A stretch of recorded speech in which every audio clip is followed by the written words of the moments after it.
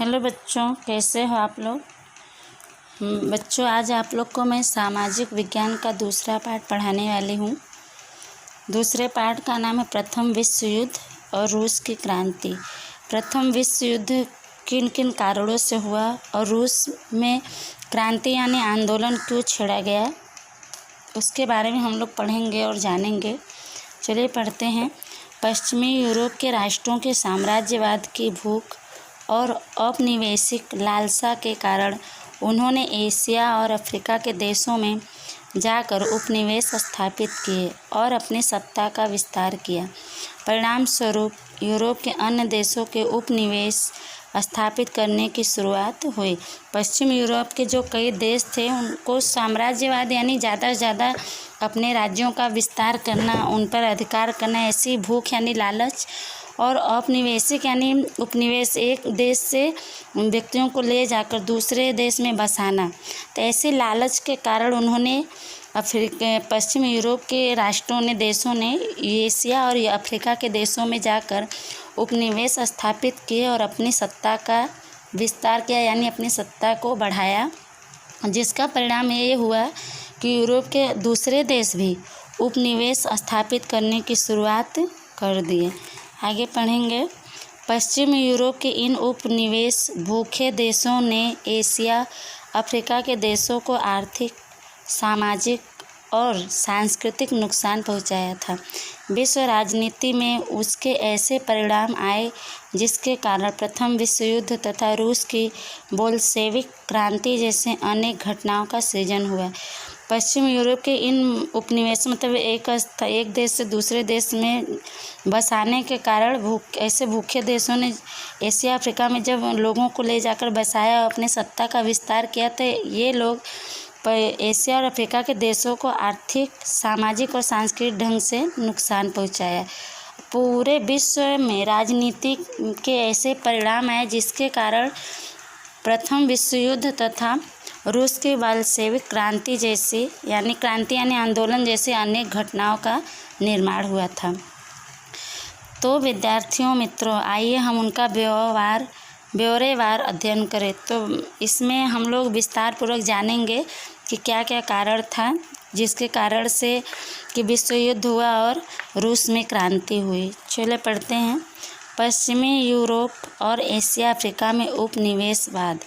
उपनिवेशवाद का मतलब होता है एक जगह से दूसरे जगह यानी एक देश से के व्यक्तियों को दूसरे देश में बसाना और उनको अपने अधीन करने की नीति। चलिए पढ़ते हैं उसके बारे में। एशिया अफ्रीका में उपनिवेश स्थापित करने में पश्चिम यूरोप के राष्ट्र मुख्य थे। उनके इस साम्राज्यवादी लालसाओं ने उनके पड़ोसी राष्ट्रों को भी नहीं छोड़ा था। नीदरलैंड, बेल्जियम और लक्ज़मबर्ग पर स्पेन का अधिकार था। पुर्तगीज शासक ने संतान मृत्यु होने पर रक्त संबंध के आधार पर स्पेन के राजा के अधीन पुर्तगाल भी आ गया, जिसके कारण 6 दशक तक गैर यूरोपीय देशों में उपनिवेश स्थापित करने का एकाधिकार मात्र स्पेन के पास था।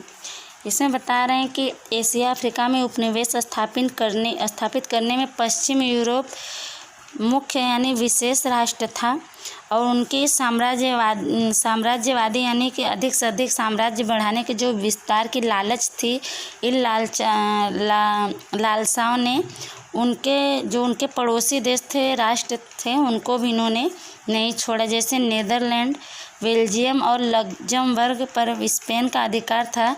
पुर्तगीज शासन की उनके कोई संतान नहीं था। जब उनकी मृत्यु हो गई तो रक्त संबंध यानी खून के संबंध के आधार पर स्पेन के राजा के अधीन पुर्तगाल भी आगे अपने अधिकार में ले लिए स्पेन के राजा, जिसके कारण से 6 दशक, एक दशक यानी 10 साल का होता है, 6 दशक यानी 60 साल तक गैर यूरोपीय दूसरे यूरोपीय देश में उपनिवेश स्थापित करने का एकमात्र अधिकार स्पेन के पास ही था।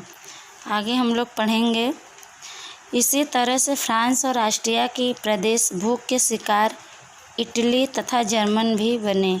यद्यपि जब एशिया अफ्रीका के देशों पर स्वतंत्र यूरोपीय सत्ताओं की पकड़ मजबूत बन रही थी, तब ये सभी देश स्वतंत्र हो गए और उन्होंने भी अपने पूर्व मालिकों के मार्ग पर चलकर एशिया अफ्रीका के कई राज्यों को अपनी सत्ता के अंतर्गत लिया था। इसी तरह फ्रांस और ऑस्ट्रिया की प्रदेश भूख के शिकार इटली तथा जर्मनी भी बने थे। और जब एशिया अफ्रीका के देशों पर स्वतंत्र यूरोपीय सत्ताओं की पकड़ यानी मजबूत हो रही, तो वो अधिकार कर रहे थे, वहाँ पे अपना अधिकार सत्ता स्थापित कर रहे थे, तब ये जो देश थे स्वतंत्र हो गए, आज़ाद हो गए और इन्होंने अपने पूर्व मालिकों जो उनके पहले उपनिवेश की स्थापना कर रहे थे, उनके बताए हुए मार्ग पर चलकर एशिया अफ्रीका के कई राज्यों पर भी इन्होंने अपना अधिकार जमा लिया। आगे पढ़ेंगे एशिया में उपनिवेशवाद। इंग्लैंड ने भारत में पैर जमाने के बाद भारत के पड़ोसी देश श्रीलंका, म्यांमार, बर्मा, सिंगापुर और मलाया में भी साम्राज्य स्थापित किया था। इंग्लैंड ने आगे बढ़कर चीन में प्रवेश किया, परंतु अफीम के व्यापार के कारण इंग्लैंड और चीन के बीच युद्ध हुए 1839 से 42 तक, जो इतिहास में अफीम युद्ध के रूप में प्रसिद्ध हुए। इस युद्ध में चीन की पराजय होने से व्यापार के लिए अन्य 5 बंदरगाह मिलने पर इंग्लैंड की सत्ता में वृद्धि हुई। चीन की कमजोरी का लाभ लेकर जापान, रूस, जर्मनी, फ्रांस, बेल्जियम और अमेरिका ने भी व्यापारिक और राजनीतिक अधिकार प्राप्त किए। इंग्लैंड ने जब भारत में अपनी सत्ता स्थापित की, पैर जमा रहे थे, तो भारत के जो पड़ोसी देश थे श्रीलंका, म्यांमार, सिंगापुर और मलाया, वहाँ भी इन्होंने अपना साम्राज्य स्थापित किया। इंग्लैंड आगे बढ़कर चीन में भी प्रवेश करना चाहता था, जाना चाहता था, लेकिन अफीम व्यापार के कारण इंग्लैंड और चीन के बीच युद्ध हुआ, जो युद्ध 1839 से 1842 तक हुआ और ये इतिहास में अफीम युद्ध के नाम से प्रख्यात हुआ। और इस युद्ध में चीन की पराजय होने से, हार होने से व्यापार के लिए अन्य दूसरे 5 बंदरगाह मिलने पर इंग्लैंड की जो सत्ता था, साम्राज्य, उसमें वृद्धि हुई, विस्तार हुई। चीन की कमजोरी का लाभ उठाकर दूसरे देश जैसे जापान, रूस, जर्मनी, फ्रांस, बेल्जियम और अमेरिका ने भी व्यापारिक और राजनीतिक अधिकार प्राप्त कर लिए थे। आगे हम लोग पढ़ेंगे पश्चिम एशिया के मरुस्थलीय देशों में विपुल मात्रा में निकलने वाले खनिज तेल ने यूरोपियों को उपनिवेश स्थापित करने के लिए आकर्षित किया था। इंग्लैंड, जर्मनी, रूस और अमेरिका ने ईरान, इराक, कुवैत, सऊदी अरब और बहरीन में तेल कंपनियां स्थापित करके अपने हितों की सुरक्षा करने के प्रयास किए थे। पश्चिम एशिया के जो मरुस्थलीय देशों में विपुल यानी अधिक मात्रा में निकलने वाले खनिज तेल थे, उसको यूरोपियों को उपनिवेश स्थापित करने के लिए आकर्षित किया कि वहाँ के लोगों को लाके यहाँ बसाइए। जो वहाँ से अधिक मात्रा में खनिज तेल निकल रहे थे, यूरोपियों को उपनिवेश स्थापित करने के लिए उन्होंने आकर्षित किया, जिसमें इंग्लैंड, जर्मनी, रूस और अमेरिका ने ईरान, इराक, कुवैत, सऊदी अरब और बहरीन में तेल कंपनियां स्थापित करके अपने हितों यानी भलाई को सुरक्षित करने की कोशिश किए थे। आगे पढ़ेंगे अफ्रीका में उपनिवेशवाद। अफ्रीका में कैसे उपनिवेशवाद है, मतलब अफ्रीका में एक देश के लोगों को दूसरे देश में बसाया और उनको अपने अधीन कर लिए, उसके बारे में हम लोग पढ़ेंगे। 15वीं सदी में अंतिम भाग में अफ्रीका के दक्षिण भाग में सर्वप्रथम डचों ने उपनिवेश स्थापित किए। इंग्लैंड ने केप में और फ्रांस ने उत्तर अफ्रीका के अल्जीरिया में व्यापारिक केंद्र स्थापित किया था। औद्योगिक क्रांति के कारण कच्चे माल की प्राप्ति और तैयार माल की बिक्री के लिए अफ्रीका का विशाल क्षेत्र अधिकार में करके अपनी सत्ता स्थापित की। 15वीं सदी का जब अंतिम समय चल रहा था, तो उस समय अफ्रीका के दक्षिण भाग में सबसे पहले डचों ने उपनिवेश स्थापित किए थे, यानी एक जगह से दूसरे जगह लोगों को बसाया था और उस समय इंग्लैंड ने केप और फ्रांस ने उत्तर अफ्रीका के अल्जीरिया में व्यापारिक केंद्र स्थापित किया, यानी व्यापार करने के लिए। और औद्योगिक क्रांति के कारण कच्चे माल की प्राप्ति और तैयार माल की बिक्री के लिए अफ्रीका का बहुत बड़ा क्षेत्र अधिकार में करके अपना सत्ता स्थापित की। आगे पढ़ेंगे।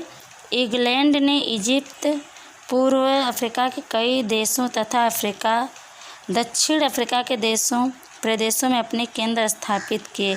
इंग्लैंड ने इजिप्ट, पूर्व अफ्रीका के कई देशों तथा दक्षिण अफ्रीका के प्रदेशों में अपने केंद्रों को स्थापित किए। आगे, फ्रांस ने ट्यूनीशिया, मोरक्को और पश्चिम अफ्रीका के प्रदेशों में अपना राज्य स्थापित किया। और फ्रांस ने ट्यूनीशिया, मोरक्को और पश्चिम अफ्रीका के प्रदेशों में अपना राज्य स्थापित किया, उसकी स्थापना की। जर्मनी ने पूर्व तथा पश्चिम अफ्रीका के कुछ प्रदेशों में अपना साम्राज्य विकसित किया। इटली ने लाल सागर के आसपास के अफ्रीकी प्रदेशों पर कब्जा किया। उस समय जर्मनी ने पूर्व तथा पश्चिम अफ्रीका के कुछ प्रदेशों पर अपने साम्राज्य बढ़ाए विस्तार किया। इटली ने लाल सागर के आसपास के अफ्रीकी प्रदेशों पर अपना अधिकार किया, कब्जा यानी अधिकार किया।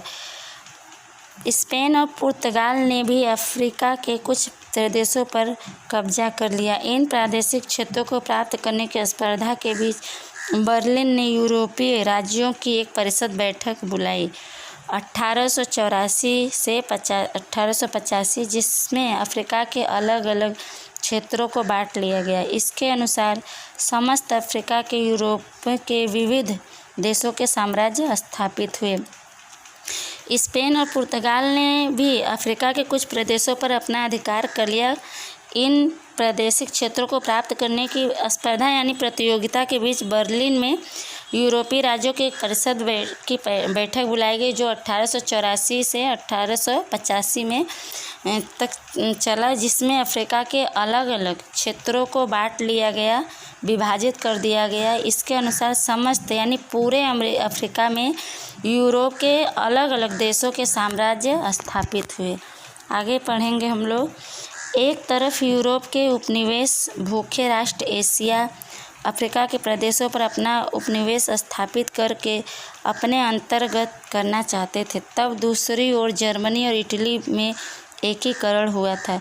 जब एक तरफ यूरोप के उपनिवेश भूखे राष्ट्र, जो गरीब राष्ट्र थे, ये एशिया अफ्रीका के प्रदेशों पर अपना उपनिवेश स्थापित करके अपने अधिकार में लेना चाहते थे, तब उसी समय दूसरी तरफ जर्मनी और इटली में एकीकरण हो रहा था, मतलब ये लोग एक में मिल रहे थे। इसलिए जर्मनी औद्योगिकरण, व्यापारीकरण और उपनिवेशीकरण स्पर्धा में कूद पड़ा और इसीलिए जर्मनी औद्योगिकरण, व्यापारीकरण, उद्योग को बढ़ाने में व्यापारीकरण, उपनिवेशीकरण जैसे प्रतियोगिता में भी भाग लिया यानी कूद पड़ा।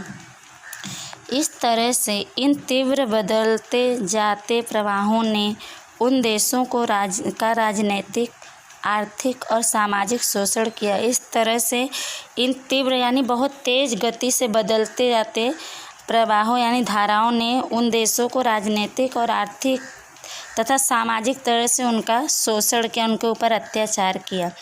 उससे उनका विकास रुक गया, जिसके कारण से उनकी जो प्रगति थी वो रुक गई, जिसने प्रथम विश्व युद्ध की भूमिका निर्मित की। और यही कारण है कि प्रथम विश्व युद्ध की जो रोल का निर्माण हुआ, यहीं पे निर्मित हुआ प्रथम विश्व युद्ध। आगे हम लोग पढ़ेंगे। प्रथम विश्व युद्ध 1914 से 1918 के परिबल यानी कारण। चलिए हम लोग पढ़ते हैं क्या कारण था प्रथम विश्व युद्ध जो 1914 से 1918 तक हुआ।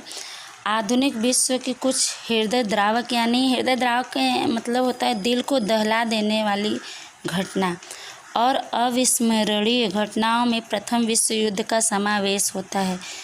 विश्व युद्ध किसी एक दो घटनाओं या परिबलों के कारण नहीं हुआ था, उसके पीछे अनेक प्रकार के कारण उत्तरदायी थे।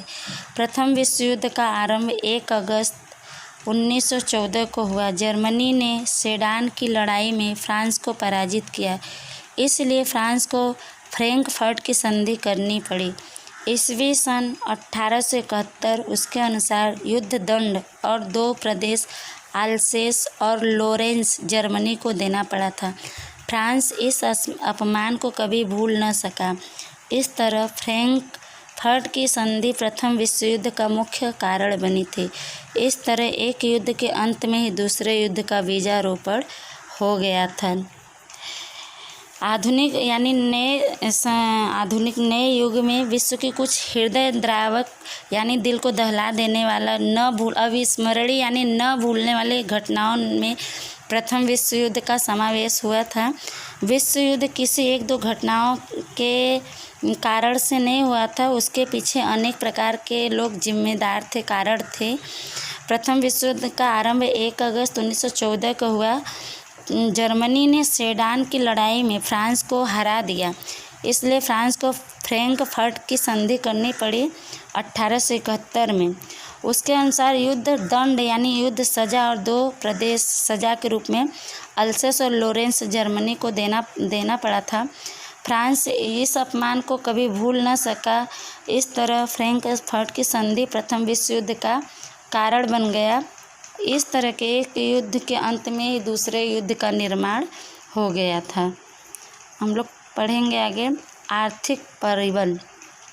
पहला था आर्थिक कारण, आर्थिक स्थिति खराब होने के कारण। चलिए पढ़ते हैं। 19वीं सदी में इंग्लैंड ने एशिया तथा अफ्रीका में विशाल उपनिवेश स्थापित किया था। वह अपने उपनिवेशों का आर्थिक शोषण करके धनवान बना। औद्योगिक क्रांति तथा उपनिवेशवाद के तीव्र विकास के कारण यूरोप को विपुल मात्रा में कच्चे माल की जरूरत पड़ी। 19वीं सदी के अंतिम 25 वर्षों में जर्मनी ने एशिया और अफ्रीका के बाजार प्राप्त करने के लिए स्पर्धा शुरू की। स्पर्धा यानी प्रतियोगिता, होड़ाहोड़। जर्मनी ने इंग्लैंड तथा फ्रांस की तुलना में सस्ते माल देना शुरू किया।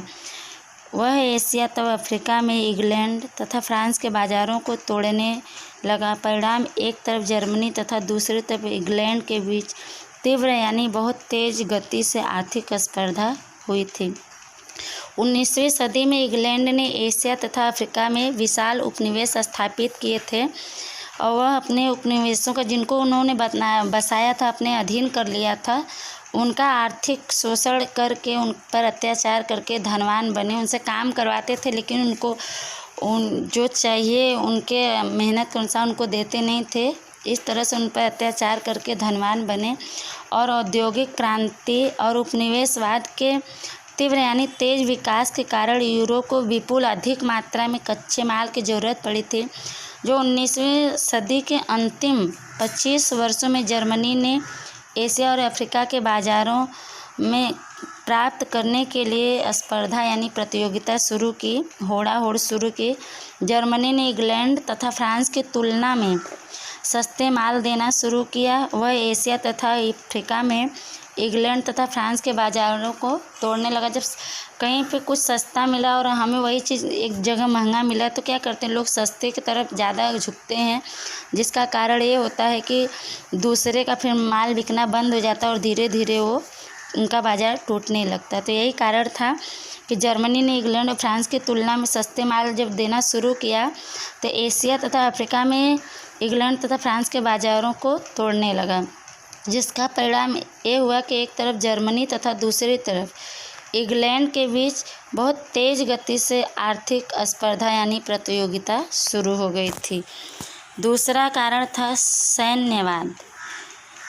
यूरोप के राष्ट्रों में प्रादेशिक विस्तार के लिए जो प्रतिस्पर्धा हुई उसके लिए सैन्य शक्ति आवश्यक और महत्वपूर्ण थी। यूरोप के राष्ट्रों में जो प्रादेशिक विस्तार यानी अधिक से अधिक प्रदेशों पर अधिकार प्राप्त करने के लिए, विस्तार करने के लिए जो प्रतिस्पर्धा यानी एक दूसरे के प्रति प्रतियोगिता करते थे, उसके लिए सेना की शक्ति आवश्यक और बहुत महत्वपूर्ण थी, जिसमें इंग्लैंड, फ्रांस, ऑस्ट्रिया, रूस आदि राष्ट्र अपनी सैन्य शक्ति बढ़ाने में लगे थे और इंग्लैंड, फ्रांस, ऑस्ट्रिया, रूस आदि दूसरे देश अपनी राष्ट्र में सैन्य शक्ति यानी सैनिकों की शक्ति बढ़ाने में लग गए थे। जापान, इटली, जर्मनी जैसे कई राष्ट्रों में अनिवार्य सैनिक शिक्षा आरंभ हो गई। इसी कारण से जर्मनी, जापान, इटली जैसे कई ऐसे दूसरे राष्ट्र भी थे, देश थे, जिसमें महत्वपूर्ण अनिवार्य सैनिक शिक्षा आरंभ हो गई थी। सैनिकों को शिक्षा देना शुरू कर दिया गया था। स्वरक्षा के बहाने मतलब अपनी रक्षा के बहाने शस्त्रों का उत्पादन बढ़ाने लगे थे। इससे सैन्यवाद को बढ़ावा मिला और आर्थिक स्पर्धाओं में सैन्य स्पर्धा जुड़ जाने से युद्ध का वातावरण अधिक उग्र बना था। अपनी रक्षा के बहाने धीरे धीरे सभी लोग शस्त्रों का उत्पादन बढ़ाने लगे। इससे सैनिकों को बढ़ावा मिला। सैन्यवाद मतलब सैनिक की संख्या अधिक से अधिक बढ़ाने की लालसा, इसमें सैनिकों को बढ़ाने का मौका मिला और आर्थिक स्पर्धाओं में प्रतियोगिताओं में सैन्य स्पर्धा भी जुड़ गया, जिससे युद्ध का जो माहौल था अधिक उग्र यानी तेज बन गया था। तीसरा है गुटबंदी, गुप्त संधियाँ। गुटबंदी यानी समूह बनाना और गुप्त संधियाँ मतलब समूह बनाकर चुपचाप आपस में समझौता कर लेना। उसके बारे में हम लोग पढ़ेंगे। प्रथम विश्व युद्ध के सृजन में गुटबंदियों और गुप्त संधियों ने महत्वपूर्ण भूमिका निभाई। प्रथम विश्व युद्ध से पहले विश्व 2 गुटों में विभाजित था। एक तरफ जर्मनी, ऑस्ट्रिया, हंगरी, बल्गेरिया तथा तुर्किस्तान का गुट था।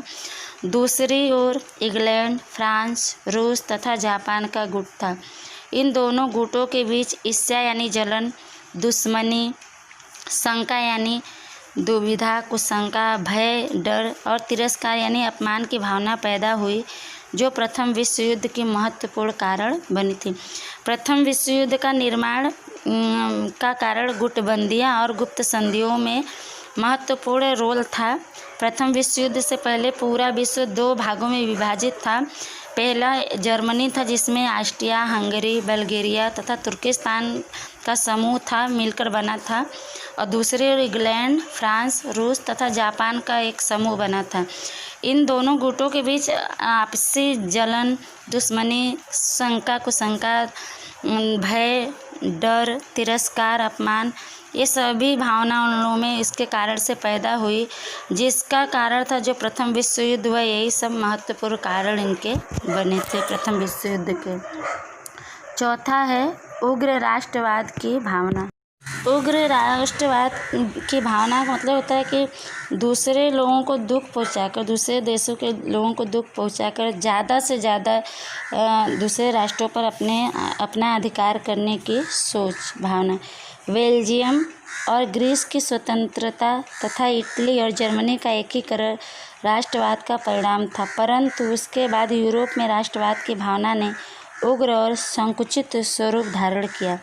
यूरोप में आर्थिक ईर्ष्या, खींचतान, प्रतिस्पर्धा और साम्राज्यवाद इतना बढ़ गया कि एक दूसरे राष्ट्र के हित आपस में टकराने लगे। यूरोप के अग्रगण्य राष्ट्रों ने अपने लोगों को उग्र आक्रामक देशभक्ति का पाठ पढ़ाया, अपने देश के प्रति प्रेम और अन्य राष्ट्रों के प्रति घृणा को प्रोत्साहन दिए। जर्मन सम्राट कैसर विलियम द्वितीय उग्र राष्ट्रवाद और साम्राज्यवाद का प्रणेता था। वह महत्वाकांक्षी और विश्व प्रभुत्व की नीति में विश्वास करता था। अपनी प्रचंड सैन्य शक्ति से अपने वांछित लक्ष्यों को पूरा करने में विश्वास करता था। जर्मनी की तरह अन्य राष्ट्रों में भी युद्ध की भावना फैली और प्रथम विश्व युद्ध में परिवर्तित हुई। बेल्जियम और ग्रीस की स्वतंत्रता तथा इटली और जर्मनी के एकीकरण यानी मिलाप का राष्ट्रवाद का परिणाम था, परंतु उसके बाद यूरोप में राष्ट्रवाद की भावना ने उग्र और संकुचित यानी अनुदार तंग आकर ऐसे स्वरूप धारण कर लिए, तंग आ गए। यूरोप में आर्थिक ईर्ष्या यानी जो आर्थिक व्यापार था, पैसे को लेकर ऐसी खींचातानी कि मतलब एक दूसरे से लोग आगे न बढ़े, उनका आर्थिक स्थिति न हो अच्छा, ऐसी जलन रखकर खींचातानी, एक दूसरे के प्रति प्रतियोगिता और साम्राज्यवाद इतना बढ़ गया कि मतलब चाहते थे ज़्यादा से ज़्यादा हमारा साम्राज्य हो, हमारा अधिकार हो अधिक से अधिक दूसरे देशों पर। और इस चक्कर में एक दूसरे के राष्ट्र की भलाई आपस में टकराने लगी, यानी एक दूसरे की राष्ट्र की जो भलाई करने का जो उन लोगों का विचार था वो आपस में भिड़ने लगा। यूरोप के अग्रगण्य यानी यूरोप के जो विकसित राष्ट्र यानी देश थे, उन्होंने अपने लोगों को उग्र आक्रामक देशभक्ति का पाठ पढ़ाया। अपने देश के प्रति प्रेम और दूसरे देशों के प्रति घृणा यानी नफरत करने को बढ़ावा दिए। जर्मन सम्राट केसर विलियम द्वितीय उग्र राष्ट्रवाद और साम्राज्यवाद का प्रणेता यानी निर्माता था। ये दूसरे राष्ट्रों को दुख पहुंचाकर उन पर अपना अधिकार करना, अपने साम्राज्य का विस्तार करना, उसका ये निर्माता था। वह महत्वाकांक्षी अधिक से अधिक देशों और राज्यों पर अपना अधिकार पाने की इच्छा रखने वाला, विश्व प्रभुत्व पूरे विश्व पर अपना अधिकार चाहने वाला ऐसी नीति में विश्वास रखता था। अपनी प्रचंड यानी भीषण सैन्य शक्ति से अपने वांछित लक्ष्य को जो चाहता था ऐसे लक्ष्य को पूरा करने में विश्वास रखता था।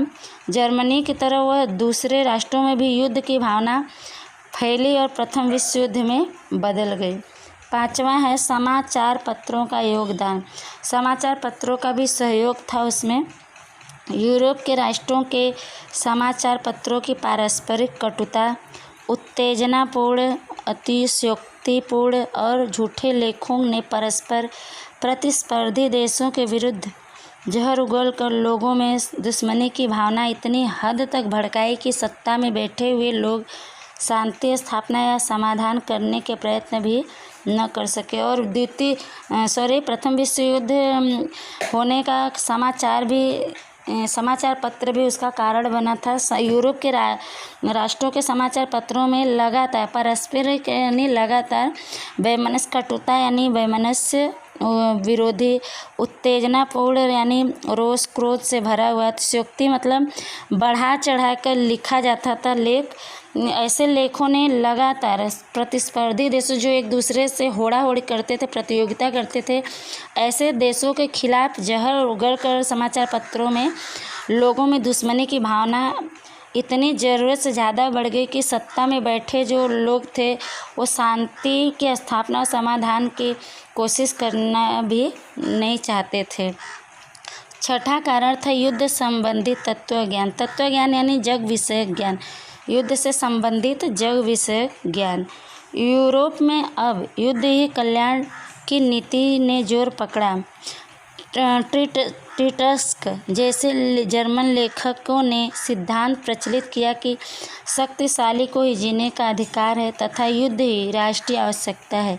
नीत्शे नामक जर्मन लेखक ने युद्ध को पवित्र कार्य माना था। यूरोप में अब जैसे लगा था युद्ध ही कल्याण करने की नीति बन गई थी, यही तरकीब ने जोर पकड़ा था। उस समय जोरों शोर से था कि युद्ध करने में ही भलाई है। और टिटस्क जैसे जर्मन लेखकों ने यह सिद्धांत विख्यात कर दिया, प्रचलित कर दिया, फैला दिया कि शक्तिशाली को ही जीने का अधिकार है, जो शक्तिशाली है वही जी सकता है तथा युद्ध ही राष्ट्रीय आवश्यकता है। नीत्शे नामक जर्मन लेखक ने युद्ध को पवित्र कार्य माना था। आगे पढ़ेंगे। ऑस्ट्रिया के राजकुमार और उसकी पत्नी की ब्लैक हैंड नामक सर्बिया की उग्रवादी संस्था के सदस्य ने गोली मारकर हत्या कर दी। ऑस्ट्रिया के राजकुमार और उनकी पत्नी की ब्लैक हैंड नामक सर्बिया की उग्रवादी संस्था के सदस्य ने गोली मारकर उनकी हत्या कर दी थी। ऑस्ट्रिया ने इस घटना के पीछे सर्बिया का हाथ होने का आरोप लगाया और 48 घंटे में उसके अपराधी को गिरफ्तार करके ऑस्ट्रिया के समक्ष उपस्थित करने का सर्बिया को समय दिया। ऑस्ट्रिया ने इस घटना के पीछे सर्बिया को आरोप लगाया कि सर्बिया का हाथ था राजकुमार और उनकी पत्नी को मरवाने का। तो ऑस्ट्रिया ने सर्बिया को 48 घंटे में उसके अपराधी को गिरफ्तार करके ऑस्ट्रिया के समक्ष उपस्थित करने का समय दिया था। सर्बिया ने स्वयं को इस मामले से अनभिज्ञ होने की घोषणा की। ऑस्ट्रिया ने सर्बिया की एक न सुनी और उसने सर्बिया के विरुद्ध युद्ध घोषित किया। इसके साथ प्रथम विश्व युद्ध का आरंभ हुआ। लेकिन सर्बिया ने इस मामले को स्वयं से अनजान बताने की घोषणा कर दी, ऐलान कर दी। फिर भी ऑस्ट्रिया ने इसकी एक बात नहीं मानी और उसने सर्बिया के खिलाफ युद्ध घोषित कर दिया। इसके साथ ही प्रथम विश्व युद्ध का आरंभ हो गया था। आगे हम लोग पढ़ेंगे प्रथम विश्व युद्ध की घटनाएं। प्रथम विश्व युद्ध की कौन कौन सी घटनाएं हुई उसके बारे में हम लोग पढ़ेंगे। प्रथम विश्व युद्ध के दौरान मित्र राष्ट्रों के पक्ष में 24 और धुरी राष्ट्रों के पक्ष में 4 राष्ट्रों ने युद्ध में भाग लिया। जर्मनी ने शुरुआत में यूरोप में उल्लेखनीय यानी यादगार विजय प्राप्त की। प्रथम विश्व युद्ध के समय मित्र राष्ट्रों के पक्ष में 24 और धुरी राष्ट्रों के पक्ष में 4 राष्ट्रों ने युद्ध में भाग लिया था। जर्मनी ने शुरुआत में यूरोप में उल्लेखनीय यानी यादगार विजय प्राप्त की। आगे, फ्रांस की सेना को उसने नष्ट कर डाला। उसने भयानक सबमरीन युद्ध करके मित्र राष्ट्रों के अनेक जहाज़ों को डुबो दिया। टैंकों, जहरीली गैसों आदि द्वारा लाखों सैनिकों तथा नागरिकों को जान हानि पहुंचाई। फ्रांस की सेना को उसने नष्ट कर डाला। उसने भयानक सबमरीन युद्ध करके मित्र राष्ट्रों के अनेक जहाज़ों को डुबा दिया। टैंकों, जहरीली गैसों के द्वारा लाखों सैनिकों तथा नागरिकों को हानि पहुंचाई। जान हानि मतलब कितने लोग मर गए, कितने लोग का बहुत नुकसान हुआ। आगे पढ़ेंगे। रूस में क्रांति 1917 में हुई, इसलिए रूस युद्ध से हट गया। जर्मनी उस समय खूब शक्तिशाली था। उसने एक अमेरिकी स्टीमर ल्यूसिटियानिया को डुबा दिया था, जिसमें 147 अमेरिकन सैनिक डूब गए थे। रूस में क्रांति यानी आंदोलन 1917 में हुई, इसलिए रूस युद्ध से हट गया। जर्मनी उस समय बहुत शक्तिशाली यानी ताकतवर था। उसने एक अमेरिकी स्टीमर ल्यूसिटानिया को डुबा दिया था, जिसमें 147 अमेरिकन सैनिक डूब गए थे। आगे, परिणाम स्वरूप अप्रैल 1917 में अमेरिका मित्र राष्ट्रों के पक्ष में शामिल हुआ, और जिसका ये परिणाम हो कि अप्रैल 1917 में अमेरिका मित्र भी राष्ट्रों के पक्ष में शामिल हो गया। उसके साथ पनामा, ग्रीस, क्यूबा, चीन और श्याम जैसे राष्ट्र मित्र राष्ट्रों के पक्ष में जुड़े, और अमेरिका के साथ साथ पनामा, ग्रीस, क्यूबा, चीन और श्याम जैसे राष्ट्र मित्र राष्ट्रों के साथ हो लिए। आगे, इससे मित्र राष्ट्रों की शक्ति में वृद्धि हुई। अमेरिका सेना के समक्ष जर्मन सेना नहीं टिक सकी। समग्र युद्ध का पासा पलट गया। इससे क्या हुआ, मित्र राष्ट्रों की शक्ति में वृद्धि यानी विस्तार हो गया, ताकत उनकी बढ़ गई, और अमेरिका सेना के सामने जर्मनी सेना नहीं रुक पाई, उनका मुकाबला नहीं कर पाई, और पूरे युद्ध का जो खेल था उल्टा पड़ गया। सितंबर 1918 में बल्गेरिया, तुर्की तथा ऑस्ट्रिया मित्र राष्ट्रों की शरण में आ गए, और सितंबर 1918 में बल्गेरिया, तुर्की तथा ऑस्ट्रिया मित्र राष्ट्रों के आश्रय में आ गए। अक्टूबर 1918 में जर्मन सम्राट कैसर राज्य सत्ता छोड़कर भाग गया। जर्मन गणतंत्र ने 11 नवंबर 1918 को मित्र राष्ट्रों की शरणागति स्वीकार कर युद्ध विराम समझौते पर हस्ताक्षर किया, और विश्व युद्ध का अंत हुआ। और अक्टूबर 1918 में जर्मन सम्राट कैसर अपनी राज सत्ता छोड़कर वहाँ से भाग गया। जर्मन गणतंत्र ने 11 नवंबर 1918 को मित्र राष्ट्रों की शरणागति स्वीकार कर युद्ध समाप्त करने जैसे समझौते पर अपना हस्ताक्षर किया, और विश्व युद्ध का अंत हुआ। शरणागति का मतलब होता है कि रक्षार्थ बनकर सामने वाले के शरण में चले जाना। आगे हम लोग पढ़ेंगे विश्व युद्ध के परिणाम, तत्कालिक परिणाम। विश्व युद्ध का क्या परिणाम और तुरंत उसका नतीजा क्या निकला था। पहला है जान माल की हानि। लगभग 6.5 करोड़ लोगों ने युद्ध में भाग लिया। 1 करोड़ लोगों की मृत्यु हुई, 2 करोड़ लोग घायल हुए, 70 लाख लोग सदा के लिए विकलांग बने। युद्ध के बाद महामारी, भूखमरी, हत्याकांड के कारण मरने वालों की संख्या अधिक थी। युद्ध में कुल खर्च का आंकड़ा $337 अरब, जो 6.5 अरब पाउंड हुआ था। जब ये विश्व युद्ध हुआ, उसका परिणाम हुआ कि पहला जान माल की हानि हुई, जिसमें लगभग 6.5 करोड़ लोगों ने युद्ध में भाग लिया था, जिसमें 1 करोड़ लोगों की मृत्यु हो गई थी, 2 करोड़ लोग घायल हो गए थे, 70 लाख लोग सदा के लिए विकलांग यानी अपाहिज बने। युद्ध के बाद महामारी फैल गई, चारों तरफ बीमारी, भूखमरी, लोग खाने के लिए मरने लगे, हत्याकांड के कारण मरने वालों की संख्या अधिक थी। युद्ध में कुल खर्च का आंकड़ा 337 अरब डॉलर था, जिसको 6.5 अरब पाउंड कहा जा सकता है। दूसरा परिणाम सामाजिक परिवर्तन।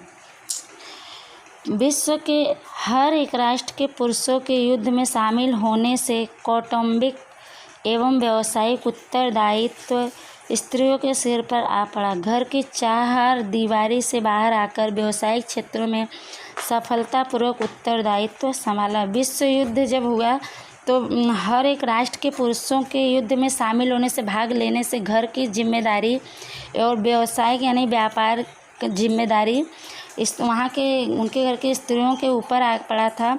और जो घर के अंदर रहने वाली स्त्रियां थी, घर के बाहर आकर व्यावसायिक व्यापारिक क्षेत्र में सफलतापूर्वक कामयाबी के साथ अपनी जिम्मेदारी को संभाला। आगे पढ़ेंगे। इससे उनमें पुरुष के समकक्ष होने के आत्मविश्वास में वृद्धि हुई। इससे पुरुष के समान खड़े होने की जो आत्मविश्वास है उसमें विस्तार हुआ, उनमें भी ताकत आई पुरुषों की जैसी। उनमें समानता की भावना का उदय हुआ। परिणाम स्वरूप स्त्री मताधिकार की मांग उठी। उनमें भी पुरुष और स्त्री एक समान है ऐसी भावना उत्पन्न हुई और इसका परिणाम ये हुआ कि स्त्रियों को भी चुनाव करने का मांग उठने लगा कि उन्हें भी अधिकार होना चाहिए। युद्ध के दौरान जीवन जरूरी की वस्तुओं के उत्पादन में कमी आई थी। इससे अभाव, बेरोजगारी, भूखमरी, हड़ताल, तालाबंदी आदि समस्याएं शुरू हुई। लोग अपार कठिनाइयों का सामना कर रहे थे। बालकों की स्थिति अधिक दयनीय बनी थी। युद्ध के समय जो जीवन की आवश्यकताओं की चीज़ें थीं उसमें उत्पादन की कमी आई थी। इससे कमी, बेरोजगारी यानी रोजगार नहीं था लोगों के पास, खाने के लिए भूखमरी यानी लोग खाने के लिए मरने लगे थे, जगह जगह हड़ताल होता था, कंपनियां बंद होने लगी थी, अनेक ऐसी समस्याएं शुरू हो गई थी, तकलीफ़ें, लोग बहुत ही अपार यानी बेहद बहुत ही कठिनाइयों यानी मुश्किलों का सामना कर रहे थे और बालकों की स्थिति अवस्था जो बहुत ही दुख भरी बन गई थी, बहुत ही खराब स्थिति बनी थी। तीसरा पढ़ेंगे वर्सेल्स की संधि, जून 1919, इसके बारे में हम लोग पढ़ते हैं। प्रथम विश्व युद्ध के अंतिम चरण में जर्मनी द्वारा मित्र राष्ट्रों की बिना शर्त शरणागति स्वीकार करने से युद्ध का अंत हुआ। उसके पश्चात मित्र राष्ट्रों ने राजधानी पेरिस में शांति प्रक्रिया अपनाई, जिसमें 58 कमीशनों की रचना की गई थी और 145 बैठकें आयोजित की गई थी। प्रथम विश्व युद्ध के अंतिम चरण में जर्मनी द्वारा मित्र राष्ट्रों की बिना शर्त के शरणागति स्वीकार करने से युद्ध समाप्त हो गया। उसके बाद मित्र राष्ट्रों ने राजधानी पेरिस में शांति बनाए रखने के लिए कार्य अपनाई। उसमें 58 कमीशनों का निर्माण किया गया था, जिसमें 145 बैठकें आयोजित की गई थी। आगे पढ़ेंगे। पेरिस शांति सम्मेलन में जर्मनी के साथ जो समझौते किए गए वे वर्सेल्स के शीश महल मिरर पैलेस में किए गए, इसलिए उसे वर्सेल्स की संधि के रूप में जाना गया। पेरिस शांति सम्मेलन में जर्मनी के साथ जो समझौते किए गए वे वर्सेल्स के शीश महल मिरर पैलेस यानी कि पूरा शीशे का बना था, उसमें किए गए थे, उसे वर्सेल्स की संधि के रूप में जाना गया था। आगे पढ़ेंगे। वर्सेल्स की संधि के 4 प्रकार की व्यवस्था थी। पहला, प्रादेशिक व्यवस्था यानी प्रदेश को व्यवस्था ठीक ठाक किया जाए। दूसरा, सेना में कमी और निशस्त्रीकरण। दूसरा था सेना में जो कमी उनकी संख्या बढ़ाई जाए और निशस्त्रीकरण मतलब उनको जो निशस्त्र है, शस्त्र नहीं है उनके पास, उन्हें शस्त्र से युक्त किया जाए।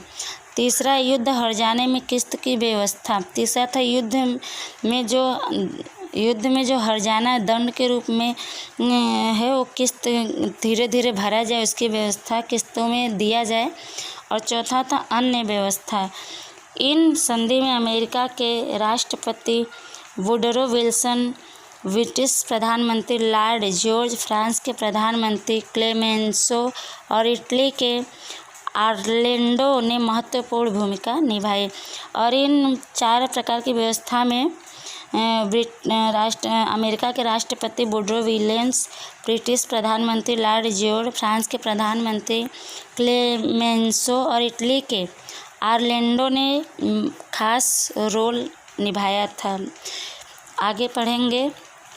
इस युद्ध में जर्मनी को उत्तरदायी माना गया और इस युद्ध का जिम्मेदार जर्मनी को माना गया था। जर्मनी पर 6.5 अरब पाउंड का युद्ध दंड लादा गया।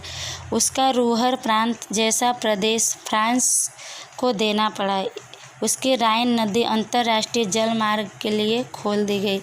जर्मनी को इस युद्ध का कारण माना गया और जर्मनी पर 6.5 अरब पाउंड का युद्ध सज़ा के रूप में लाद दिया गया और उसका रूहर प्रांत यानी बहुत बड़ा प्रांत प्रदेश फ्रांस को देना पड़ा और उसकी राइन नदी अंतर्राष्ट्रीय यानी विश्व स्तर पर जल मार्ग के लिए खोल दी गई।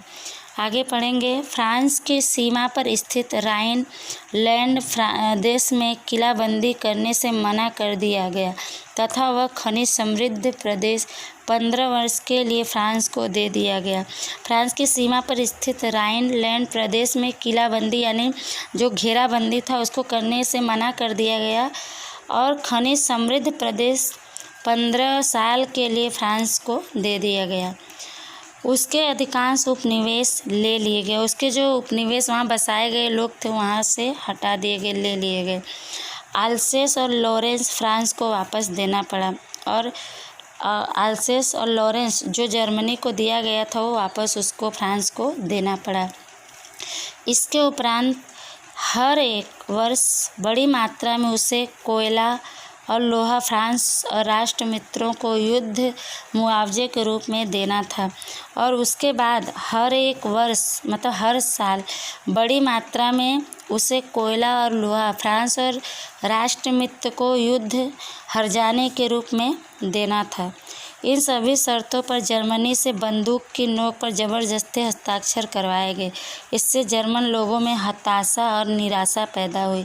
परिणाम स्वरूप जर्मनी की अर्थव्यवस्था छिन्न भिन्न हो गई और ये सभी शर्तों पर जर्मनी से बंदूक की नोक पर ज़बरदस्ती हस्ताक्षर करवाया गया, रजामंदी ली गई और इससे जर्मनी के जो लोग थे वो बहुत निराश हुए, उनमें निराशा की भावना उत्पन्न हुई और इसका परिणाम ये हुआ कि जर्मनी की जो अर्थव्यवस्था थी वो पूरा बिखर गई। चौथा है दूरगामी परिणाम। युद्ध में पराजित राष्ट्रों के साथ संधि की गई जिसमें बैर की भावना थी, इसलिए जगत में शांति स्थापित नहीं हो सकी। साम्यवादी रूस को राष्ट्र संघ में स्थान नहीं दिया गया। अमेरिका राष्ट्र संघ में नहीं शामिल हुआ। इसलिए ऐसा कह सकते हैं कि प्रथम विश्व युद्ध की शांति प्रक्रिया में ही द्वितीय विश्व युद्ध का कारण निर्मित हुआ। युद्धों में पराजित यानी हारे हुए राष्ट्रों के साथ संधि की गई जिसमें बैर की भावना थी, इसलिए जगत में पूरे विश्व में शांति स्थापना नहीं हो पाई दुश्मनी की वजह से। साम्यवादी यानी समर्थक पक्षधर साम्यवाद का रूस को राष्ट्र संघ में स्थान नहीं दिया गया, उसे शामिल नहीं किया गया। अमेरिका राष्ट्र संघ में शामिल नहीं हुआ। इसलिए ऐसा कह सकते हैं कि जब प्रथम विश्व युद्ध की शांति की प्रक्रिया हो रही थी उसी समय द्वितीय विश्व युद्ध का भी उदय हो गया था। पढ़ेंगे रूस की बोल्शेविक क्रांति 1917। रूस में जो बोल्शेविक क्रांति यानी आंदोलन हुआ था 1917 में, उसके बारे में हम लोग पढ़ेंगे। ईस्वी सन 1917 में रूस में क्रांति हुई। वह विश्व के इतिहास में एक महत्वपूर्ण घटना मानी जाती है। राजनीतिक परिबलों में रूस की जनता जारशाही के दमन के अंतर्गत कुचली जाती थी। रूस में वंश परंपरागत रूप से आने वाले सभी जार राजा तानाशाह और निरंकुश शासन चलाते थे। जार के शासन में प्रजा के पास कोई अधिकार नहीं था। ईस्वी सन 1917 में रूस में जब आंदोलन हुई वह विश्व के इतिहास में एक महत्वपूर्ण घटना मानी जाती है। राजनीतिक दबावों में रूस की जनता जारशाही के दमन यानी कठोरतापूर्वक कुछ शासन के अंतर्गत कुचली जाती थी। रूस में वंश परंपरागत यदि एक राजा जाते थे तो उनके मृत्यु के बाद उनका लड़का उस राज्य का राजा देश का बनता था, राज्य का। तो परंपरागत से आने वाले सभी जार राजा जो थे जार देश के तानाशाह और निरंकुश यानी बिना किसी रुकावट के शासन चलाते थे और जार के शासन काल में प्रजा के पास कोई अधिकार हक नहीं था। आगे, प्रजा पर उन राजाओं की निरंकुश जारशाही इतनी कठोर थी कि कोई व्यक्ति अधिकार की मांग करे तो उसके ऊपर अत्याचार, दमन और जुल्म किया जाता था अथवा साइबेरिया की हड्डी जमा देने वाली कातिल ठंड में भेज देने की सज़ा दी जाती थी। यह निरंकुश और अत्याचारी प्रजातंत्र प्रजा के लिए दुख, गरीबी और यातनाओं का कारण बन गया। प्रजा पर उन राजाओं की निरंकुश जारशाही इतनी निरंकुश यानी बिना किसी रुकावट के जारशाही इतनी कठोर सख्त थे कि कोई व्यक्ति अगर उनसे अपना अधिकार मांगने जाता था तो उन पर अत्याचार करते थे, कठोरतापूर्वक उन पर अत्याचार जुल्म करते थे और साइबेरिया में हड्डी जमा देने वाली कातिल ठंड में उनको भेजकर सज़ा देते थे और बिना किसी रुकावट पर उन पर अत्याचार करके राजतंत्र प्रजा के लिए दुख और गरीबी और यातनाओं का अत्याचारों का कारण बन गया। रूस के किसान खेतदास तथा मजदूरों को बहुत अधिक काम करने पर भी उन्हें पर्याप्त मुआवजा नहीं मिला था। उनकी स्थिति कंगाल बन गई थी। रूस के जो किसान खेतदार और मजदूर को बहुत अधिक काम करते थे, फिर भी उनको जो उनका उचित मुआवजा चाहिए वो मिलता नहीं था, जिसके कारण से उनकी अवस्था जो एकदम निर्धन हो गई थे, कंगाल बन गए थे। आगे हम लोग पढ़ेंगे। फादर गपोन नामक पादरी के नेतृत्व में एक विशाल जुलूस के रूप में लोग जार के निवास स्थान विंटर पैलेस गए। 22 जनवरी 1905 रविवार वे सभी लोग निशस्त्र थे। कुछ लोगों के हाथ में जार की तस्वीर थी और उनमें रूस के छोटे प्रभु चिरंजीवी हो जैसे सूत्र लिखे हुए थे। उन निर्दोष लोगों पर जार के सैनिकों द्वारा अंधाधुंध गोलियां चलाई गई थी। उसमें हजारों निर्दोष लोग मारे गए और जहां जार का महल था उस सेंट पीटर्सबर्ग का बर्फ खून से लाल हो गया। फादर गपोन नामक पादरी के नेतृत्व यानी संचालन में देख रेख में एक विशाल बहुत बड़ा रैली, जुलूस का मतलब रैली के रूप में लोग जार के निवास स्थान जहाँ पे जार रहता था वहाँ विंटर पैलेस पर लोग गए। 22 जनवरी 1905 रविवार का दिन था। वे सभी लोग निशस्त्र थे, तो बिना हथियार के, कोई हथियार नहीं लिया था।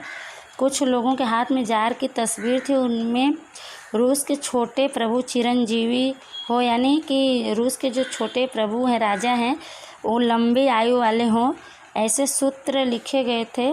और उन निर्दोष लोगों पर जार के जो सैनिक थे अंधाधुंध यानी लगातार गोलियां चलाई गई उन लोगों पे। उसमें हजारों निर्दोष जिनकी कोई दोष नहीं थे, निर्दोष का मतलब होता है जिनका कोई दोष ना हो, ऐसे निर्दोष लोग मारे गए। और जहां जार का महल था उस सेंट पीटर्सबर्ग का बर्फ खून से लाल हो गया था। आगे पढ़ेंगे। उस दिन को इतिहास में खूनी रविवार के नाम से जाना जाता है और उसी दिन को इतिहास में खूनी रविवार के नाम से जाना जाता है। उसी समय रूस जापान युद्ध 1904 से 5 में छोटे से राष्ट्र जापान द्वारा विशालकाय यूरोपीय राष्ट्र रूस को दी गई पराजय से जारशाही की कमजोरियों का पर्दाफाश होने पर रूस की अधिकांश प्रजा आक्रोश में आ गई। रूसी प्रजा का रोष परख कर उसे शांत करने के लिए वर्षों से नहीं बुलाई गई डूमा यानी धारा सभा बुलाने की घोषणा की। उसी समय रूस जापान युद्ध 1904 से 5 में छोटे से राष्ट्र जापान द्वारा बहुत बड़े विशाल का यानी बहुत बड़े यूरोपीय राष्ट्र रूस को हरा दिया। जब जापान ने तो हार की वजह से जारशाही की कमजोरियों का सच्चाई सबके सामने आ गया। इस कारण से रूस के अधिकांश प्रजा जो थे क्रोध में आ गई और उसी प्रजा का क्रोध जान करके परख कर यानी जान करके उसे शांत कराने के लिए जारशाहियों ने वर्षों से नहीं बुलाई गई डूमा जिसे धारा सभा कहते हैं उसे बुलाने की ऐलान कर दिया। समय अंतर पर 4 डूमा बुलाई गई, परंतु वे प्रजा को संतुष्ट करने जैसे कदम उठाते उससे पहले ही बर्खास्त कर दी गई। समय अंतर यानी थोड़े थोड़े समय के अंतर में 4 बार डूमा बुलाई गई, यानी डूमा धारा सभा बुलाई गई, परंतु प्रजा को शांत नहीं कर पाए। शांत करने से पहले ही उसे समाप्त कर दिया गया, निरस्त कर दिया गया। आगे हम लोग पढ़ेंगे। 8 मार्च 1917 को पेट्रोगार्ड के कुचले हुए मजदूरों ने हड़ताल की। तब इस घटना को दबा देने के लिए जार ने सेना भेजी, परंतु सेना ने गोली चलाने से मना कर दिया। परिणाम स्वरूप क्रांति का आरंभ हुआ। 8 मार्च 1917 को पेट्रोगार्ड के कुचले हुए मजदूरों ने हड़ताल की। तब इस घटना को दबाने के लिए, समाप्त करने के लिए जार ने सेना भेजी, परंतु सेना ने गोली चलाने से मना कर दिया और इसका परिणाम ये हुआ कि क्रांति का आरंभ हो गया, आंदोलन शुरू हो गया वहीं से। ज़ारशाही के पतन बाद केरेंस्की के नेतृत्व वाली मेंशेविक पक्ष अल्पमत के हाथ में सत्ता आई। ज़ारशाही का जब लोप हो गया, वो समाप्त हो गए, तो उनके बाद केरेंस्की के नेतृत्व वाली संचालन करने वाले मेंशेविक पक्ष के हाथ में अधिकार आ गया। ज़ारशाही का पतन होने से एकमात्र लेनिन को छोड़कर रूस के सभी लोग खुश थे। जब ज़ारशाही की समाप्ति हो गई, लोप हो गया, तो खाली सिर्फ लेनिन को छोड़ के रूस के सभी लोग बहुत खुश थे, प्रसन्न थे। परंतु लेनिन कार्ल मार्क्स की विचारधारा के अनुसार श्रमजीवियों को वर्चस्व में विश्वास रखता था, लेकिन लेनिन कार्ल मार्क्स की विचारधारा यानी उसके विचार के अनुसार श्रमजीवी यानी मेहनत करके जीने वाले लोगों के वर्चस्व यानी अस्तित्व में विश्वास करता था वो। परिणाम स्वरूप उसने मोंशेविकों के विरुद्ध उकसाकर नवंबर 1917 में अंतिम क्रांति करके सत्ता प्राप्त किया, जो समाजवादी बोल्शेविक क्रांति के रूप में जानी गई। इसका परिणाम ये हुआ कि उसने बोल्शेविकों को मोंशेविकों के खिलाफ उकसाया, बढ़ा चढ़ाकर नवंबर 1917 में अंतिम आंदोलन करवा दिया, जिससे उसको सत्ता मिल गई, जो समाजवादी बोल्शेविक क्रांति के रूप में, आंदोलन के रूप में जाना जाता है। इस तरह 300 वर्ष पुराना शासन ज़ारशाही अब समाप्ति हो गया। 300 वर्ष के इतिहास में रूस पहली बार जार विहीन हुआ और इस तरह से 300 वर्ष पुराना शासन करने वाले ज़ारशाही 300 साल से ज़ारशाही जो शासन कर रहे थे, उनका शासन समाप्त हो गया था और 300 वर्ष के बाद इतिहास में पहली बार रूस में जार विहीन का समाप्ति हो गया, जार का शासन समाप्त हो गया था। विश्व शांति के लिए प्रयास, विश्व शांति के लिए कोशिश किया गया, तो उसके बारे में हम लोग पढ़ेंगे कैसी कोशिश की गई थी। राष्ट्र संघ। विश्व युद्ध की भयानकता ने विश्व के देशों को विश्व शांति की अनिवार्यता समझाई और उसके लिए अंतर्राष्ट्रीय संगठन की आवश्यकता समझ में आने पर विश्व शांति की दिशा में तत्क्षण और सक्रिय रूप से विचार करना पड़ा। विश्व युद्ध की जो बहुत बड़ी डरावना घटना घटा, उससे विश्व के देशों ने विश्व में शांति की आवश्यकता को समझाया और उसके लिए अंतर्राष्ट्रीय स्तर पर संगठन की आवश्यकता समझ में आने पर विश्व शांति के क्षेत्र में तत्क्षण यानी तेज गति और जागरूक रूप से विचार लोगों को करना पड़ा। अमेरिका के राष्ट्रपति वुड्रो विल्सन ने राष्ट्रसंघ की स्थापना में विशेष योगदान दिया था। वुड्रो विल्सन के 14 मुद्दों को आगे रखकर पेरिस शांति प्रक्रिया में 10 जनवरी 1920 को राष्ट्रसंघ की रचना की गई। अमेरिका के राष्ट्रपति वुड्रो विल्सन ने राष्ट्रसंघ की स्थापना में अपना खास सहयोग दिया था। वुड्रो विल्सन के 14 मुद्दों को रखकर पेरिस शांति प्रक्रिया में 10 जनवरी 1920 को राष्ट्रसंघ की स्थापना की गई। राष्ट्रसंघ के क्या क्या उद्देश्य थे उसके बारे में पढ़ लेते हैं हम लोग। अंतर्राष्ट्रीय शांति और सुरक्षा की व्यवस्था करना, प्रत्येक राष्ट्र द्वारा अन्य राष्ट्र की अखंडता बनाए रखना, प्रत्येक यानी हर एक राष्ट्र द्वारा दूसरे राष्ट्र की एकता बनाए रखने में सहयोग देना, युद्ध नीति का त्याग करना, युद्ध की जो सोच नीति लोग बनाएंगे उसे छोड़ देंगे, युद्ध के बारे में नहीं सोचेंगे, अंतर्राष्ट्रीय संबंध विकसित करना, एक देश दूसरे देश से अच्छे संबंध बनाए विश्व स्तर पर, अंतर्राष्ट्रीय झगड़ों का शांतिपूर्वक ढंग से या मध्यस्थता द्वारा हल निकालना। अंतर्राष्ट्रीय विश्व स्तर पर झगड़ों को शांति ढंग से निपटाना, या जैसे एक देश दूसरे देश के बीच में कोई किसी तरह का विद्रोह चल रहा है, लड़ाई चले, तो तीसरा देश उसमें बीच में आकर उस समस्या का हल निकाल सकता है। यदि कोई राष्ट्र संघ या मध्यस्थता की अवहेलना करे तो उसे बागी राष्ट्र घोषित करना। यदि कोई राष्ट्र दूसरे राष्ट्र के बीच में आकर उसकी समस्या का हल निकालना चाहता है और उसकी अवहेलना लोग कर रहे, नहीं मान रहे, तो उस राष्ट्र को, जो राष्ट्र उस मध्यस्थता को नहीं मानता है, उसे बागी घोषित कर देना उस राष्ट्र को। विश्व शांति की स्थापना करने के लिए स्थापित राष्ट्रसंघ महासत्ताओं की साम्राज्यवादी नीति को अंकुश में नहीं रख सका और 1939 में द्वितीय विश्व युद्ध की शुरुआत हुई। विश्व शांति की स्थापना करने के लिए स्थापित राष्ट्रसंघ महासत्ताओं, जो बड़े बड़े देश थे, उनकी साम्राज्यवादी नीति को अंकुश यानी अपने अधिकार में नहीं रख पाए, रोक नहीं लगा पाए, और 1939 में द्वितीय विश्व युद्ध की शुरुआत हो गई थी, वहीं से निर्माण हुआ। बच्चों, ये पाठ आप लोग अच्छे से सुनिएगा और समझिएगा, और इससे संबंधित आप लोग को प्रश्न दिया जाएगा, उसका उत्तर आप लोग को लिखना पड़ेगा। तब तक के लिए धन्यवाद।